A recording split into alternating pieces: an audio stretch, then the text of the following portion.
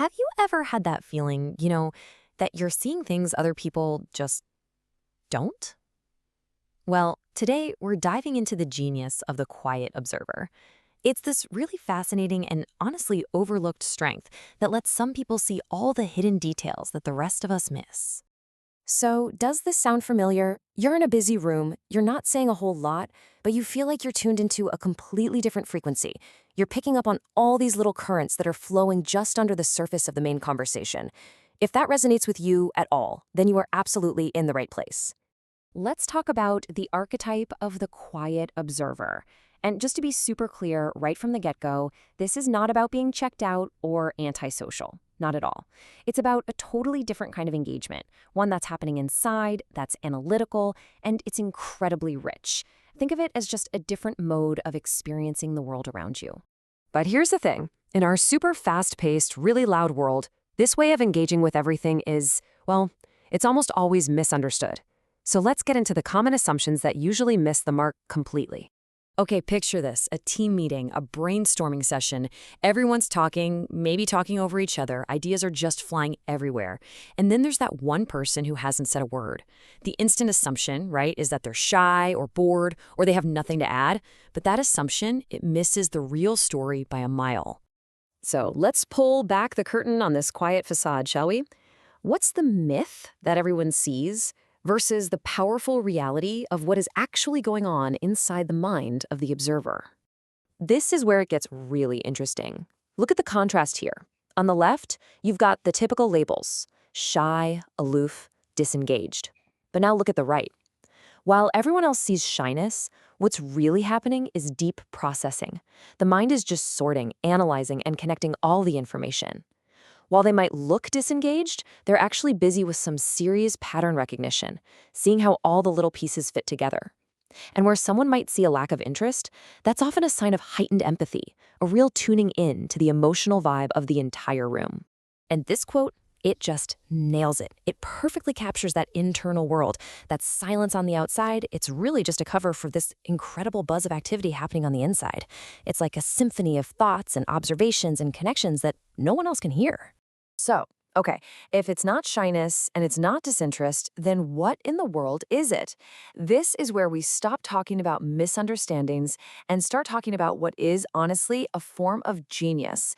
And it all boils down to the power of perception. There's actually a term for this superpower. It's called perceptual acuity. And yeah, it's a recognized cognitive skill. It's the ability to see all the invisible data that's just floating around us all the time. That tiny flicker of an eye, the little hesitation in someone's voice, the unspoken tension in a room. It's basically the art of reading between the lines of reality itself. So what does this actually look like day to day?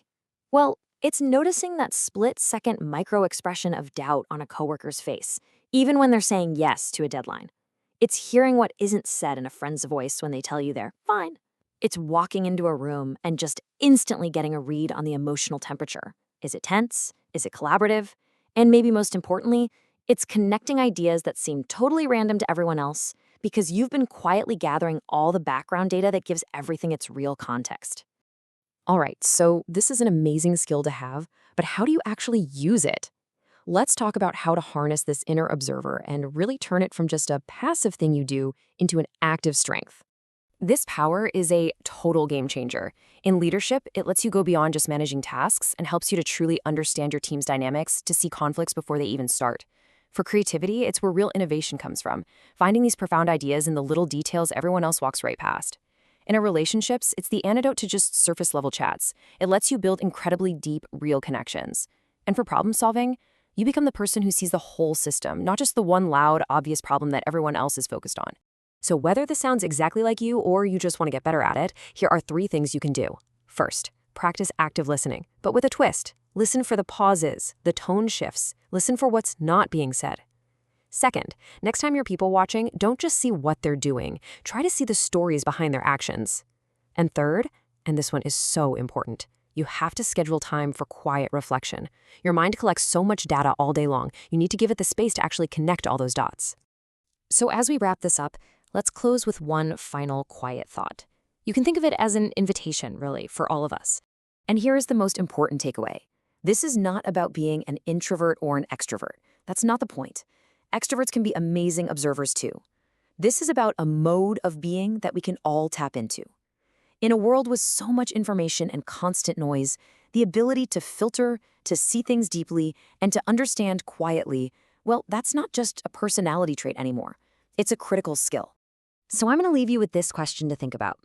In a world that only seems to reward the loudest voice and the quickest answer, what are we missing? What critical information, what deep connections, what profound truths are we all missing out on simply because we don't take a moment to be quiet and just listen?